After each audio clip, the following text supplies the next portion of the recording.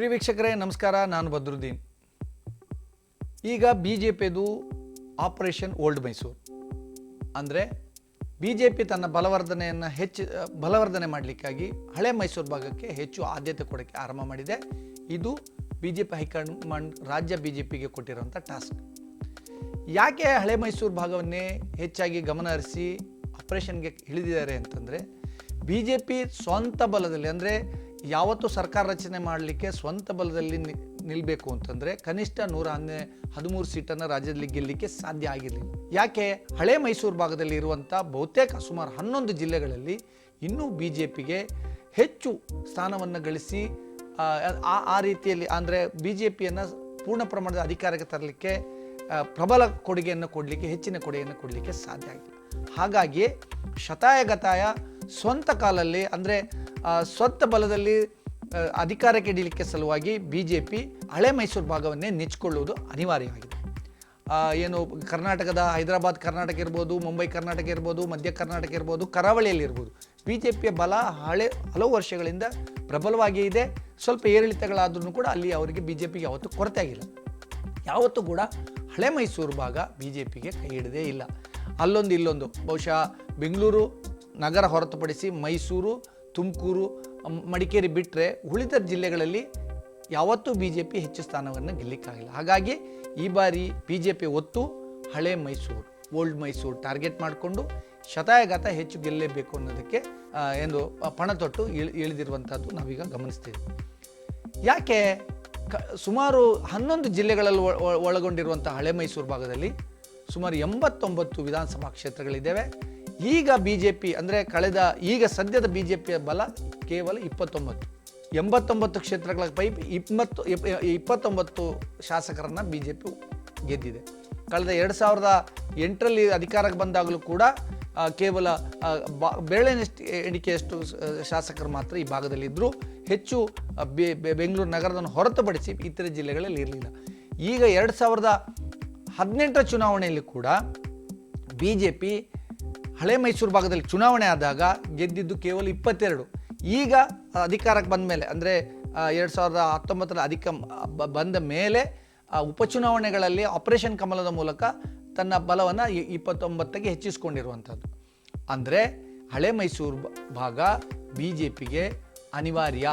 ಹಾಗಾಗಿ ಹೆಚ್ಚು ಆ ಭಾಗಕ್ಕೆ ಒತ್ತು ಕೊಟ್ಟು ಆಪರೇಷನ್ಗೆ ಇಳಿದಿರುವಂಥದ್ದು. ಅದರಲ್ಲಿ ಎಷ್ಟು ಮಟ್ಟಿಗೆ ಯಶಸ್ವಿ ಆಗ್ತಾರೆ ಅನ್ನೋದನ್ನು ನಾವೀಗ ಕಾದು ನೋಡಬೇಕು.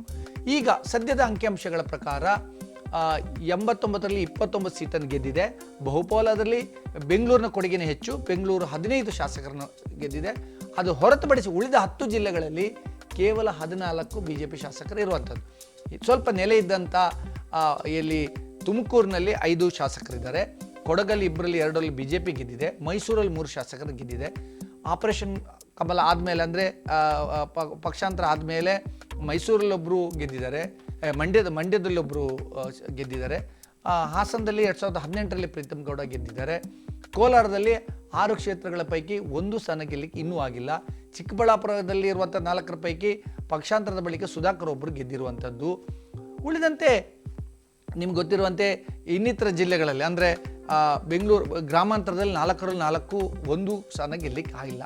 ಹೀಗಾಗಿ ಶತಾಯಗತಾಯ ಆ ಭಾಗದಲ್ಲಿ ತನ್ನ ಪಕ್ಷವನ್ನು ಶಕ್ತಿಯುತವನ್ನಾಗಿ ಮಾಡಿ ಹೆಚ್ಚು ಶಾಸಕರನ್ನ ಗೆಲ್ಲುವುದು ಈಗ ಅನಿವಾರ್ಯ ಪರಿಸ್ಥಿತಿ. ಹಾಗಾಗಿ ಇದರ ಮೊದಲ ಹಂತವಾಗಿ ಹೆಜ್ಜೆ ಇಟ್ಟಿರುವಂಥದ್ದು ಮಂಡ್ಯದಲ್ಲಿ ಹೆಚ್ಚಿನ ಯುವಕರನ್ನು ಸೆಳೆದು ಮುಂದಿನ ಚುನಾವಣೆಯಲ್ಲಿ ಹೆಚ್ಚು ಸ್ಥಾನವನ್ನು ಗೆಲ್ಲಿಸಲೇಬೇಕು ಅಂತೇಳಿ ಈಗ ಮುಂದೆ ಹೋಗ್ತಿರುವಂಥದ್ದು BJP. ಅದಕ್ಕೆ ಹೀಗಾಗಲೇ ಇವತ್ತಿಂದನೇ ಆಪರೇಷನ್ ಅಂದರೆ ಪಕ್ಷಾಂತರ, ಪಕ್ಷಕ್ಕೆ ಪ್ರಮುಖರನ್ನು ಸೇರಿಸಿಕೊಳ್ಳಿಕ್ಕೆ ಒಂದು ಪ್ರಯತ್ನವನ್ನು ಮಾಡ್ತಾ ಇರುವಂಥದ್ದು.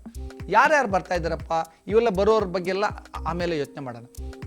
BJPಗೆ ಯಾವತ್ತೂ ಮಂಡ್ಯ ಹೆಚ್ಚು ನೆಲೆ ಇಲ್ಲ. ಯಾಕಂದರೆ 1989ರ ಲೋಕಸಭಾ ಚುನಾವಣೆಯಲ್ಲಿ ಅಂದರೆ ರಾಮ ಮಂದಿರ ಹೋರಾಟದ ಸಂದರ್ಭದಲ್ಲಿ ರಥಯಾತ್ರೆ ಮಾಡಿದ ಅಡ್ವಾಣಿಯವರು ರಥಯಾತ್ರೆ ಮಾಡಿದ ಸಂದರ್ಭದಲ್ಲಿ BJP ಸ್ವಲ್ಪ ನೆಲೆಯನ್ನು ಮಂಡ್ಯದಲ್ಲಿ ಲೋಕಸಭಾ ಚುನಾವಣೆಯಲ್ಲಿ ರಾಮಲಿಂಗೇಗೌಡರನ್ನವರು ಲೋಕಸಭಾ ಚುನಾವಣೆ 2ನೇ ಸ್ಥಾನ ಪಡೆದಿದ್ದರು. ಲೋಕಸಭಾ ಚುನಾವಣೆಯಲ್ಲಿ. ಅದು ಬಿಟ್ಟರೆ ನಂತರ ಯಾವತ್ತೂ ಕೂಡ ಹೆಚ್ಚು ಮತವನ್ನು ಅಲ್ಲಿ ತಗೊಳ್ಳಿಕ್ಕೆ ಸಾಧ್ಯ ಆಗಿಲ್ಲ. ಶಾಸಕರನ್ನ ಗೆಲ್ಲಿಸ್ಕೊಳ್ಳೋಕ್ಕೂ ಬರೋಕ್ಕೂ ಸಾಧ್ಯ ಆಗಿಲ್ಲ. 2018ರಲ್ಲೂ ಸಾಧ್ಯ ಆಗಿಲ್ಲ. ಏನು ನಾರಾಯಣಗೌಡ ಅವರು JDS ಇಂದ ಗೆದ್ದವರು ಪಕ್ಷಾಂತರ ಮಾಡಿ ಉಪಚುನಾವಣೆಯಲ್ಲಿ ಗೆಲ್ಲುವ ಮೂಲಕ, ಕೇರ್ಪೇಟೆಯಿಂದ ಗೆಲ್ಲುವ ಮೂಲಕ ಅಲ್ಲಿ ಏನು ಖಾತೆಯನ್ನು ತೆರೆದಿರುವಂಥದ್ದು.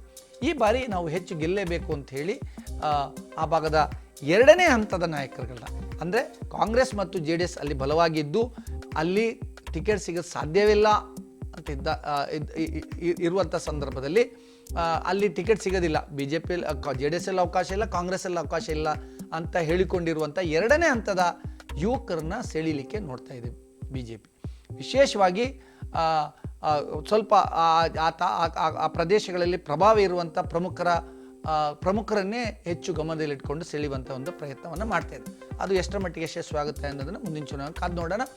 ವಿಶೇಷವಾಗಿ ಮತ್ತೊಂದು BJP ಕಣ್ಣಿಟ್ಟಿರುವಂಥದ್ದು ದಿವಂಗತ ಅಂಬರೀಷ್ ಕುಟುಂಬದ ಮೇಲೆ. ಕೇಂದ್ರ ಸಚಿವರಾಗಿದ್ದಂಥ ಅಂಬರೀಷ್ ಅವರು ಸಂಸದರಾಗಿದ್ದರು, ಶಾಸಕರಾಗಿದ್ದರು, ಸಚಿವರಾಗಿದ್ದರು. ಅದಕ್ಕಿಂತ ಹೆಚ್ಚಾಗಿ ಅವರು ರೆಬಲ್ ಸ್ಟಾರ್ ಆಗಿ ಚಿತ್ರನಟರಾಗಿ ಆ ಜಿಲ್ಲೆಯಲ್ಲಿ ಪ್ರಭಾವ ಇರುವಂಥ ವ್ಯಕ್ತಿ. ಅವರ ಮರಣ ನಂತರ ಅವರ ಪತ್ನಿ ಸುಮಲತಾ ಅವರಲ್ಲಿ ಸಂಸದರಾಗಿ 2019ರಲ್ಲಿ ನಿಂತು ಗೆದ್ದಿದ್ದಾರೆ. ಅಂಬರೀಷ್ ಅವರು ಭಾಳ ಪಾಪ್ಯುಲರ್ ಇದ್ದರು ಅಲ್ಲಿ ಆ ಮಂಡ್ಯದಲ್ಲಿ.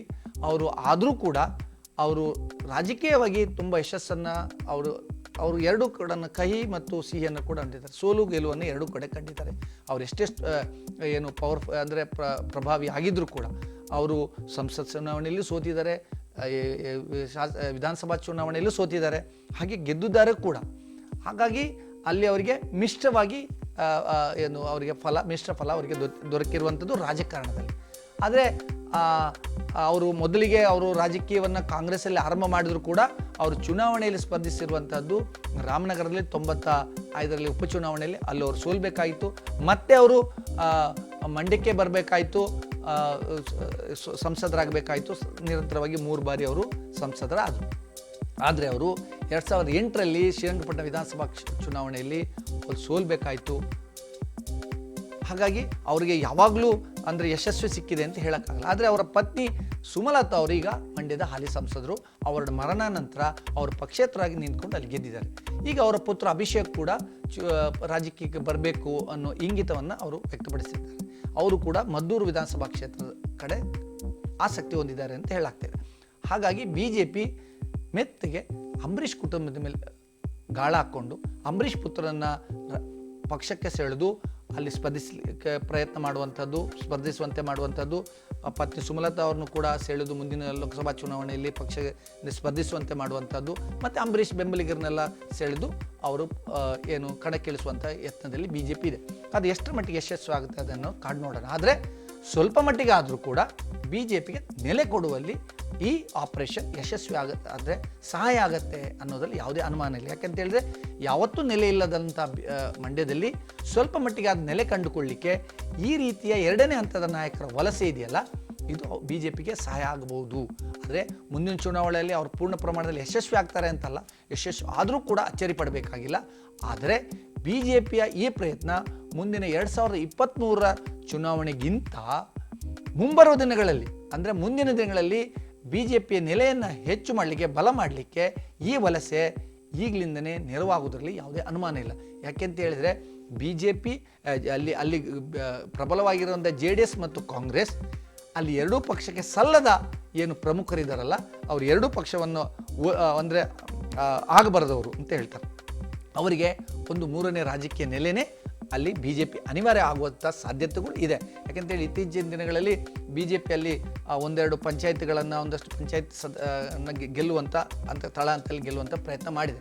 2023ರಲ್ಲಿ ಏನಾದರೂ ಈ ರೀತಿಯ ಯುವಕರು JDS ಮತ್ತು ಕಾಂಗ್ರೆಸ್ಸಿಂದ ವಲಸೆ ಬಂದು ಚುನಾವಣಾ ಕಣಕ್ಕೆ ಇಳಿದ ಪಕ್ಷದಲ್ಲಿ ಒಂದಷ್ಟು ಕಾರ್ಯಕರ್ತರ ಪಡೆ ಏನು BJPಗೆ ಸಿಗುತ್ತೆ.